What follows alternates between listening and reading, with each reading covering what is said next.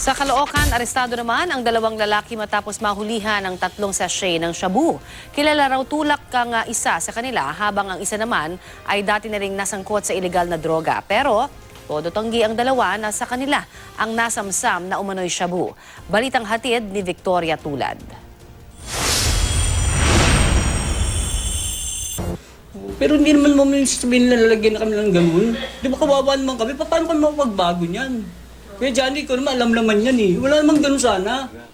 Mariing itinanggi ni Arturo Abong ang bintang ng mga opisyal ng Barangay Bagong Silang, North Caloocan na may nakuha sa kanyang 3 sachet ng hinihinalang shabu. Dinakip si Abong kasama ang kapitbahay na si Ardiniano Morales pasado hating gabi sa Phase 8A Package 11. May hinahabol daw na snatcher ang mga miyembro ng task force ng barangay nang makita sina Abong. Sinita namin, ayaw pa magpa-kap-kap.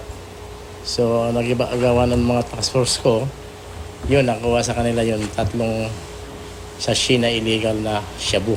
Pero giit nila Abong, hindi sa kanila ang mga pakete ng hinihinalang droga. Hawak-hawak pa yung sinamsang kong jacket. Tapos pag kinarap namin sila na maayos. Wala naman. Tapos biglang sabihin nila na may ganun kami. Wala nga man pambiling gatas. Tapos mag-aano pa. Alam naman ni Purok yan eh, na ano dun eh. Kaya nga sabi ko sa kanila, sige, sasama na kami na maayos. Bumaba ako noon eh, nagsasiyat kami nung bayo ko.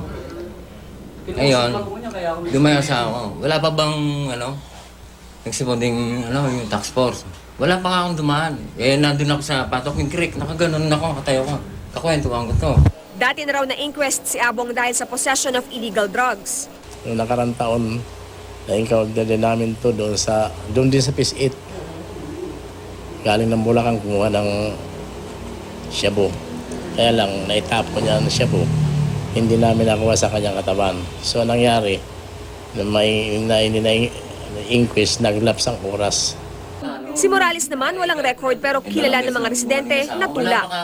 Bagaman marami na ang napatay at nahuli sa Bagong Silang, simula nang mag-umpisa ang kampanya kontra droga ng Administrasyong Duterte, marami pa rin daw ang nagtutulak at gumagamit nito. Alamak ang bintahan niya sa lugar na yan. Ayun, yung Phase 8 na yan eh. Kaya tinawag namin na Shabu Count Channel.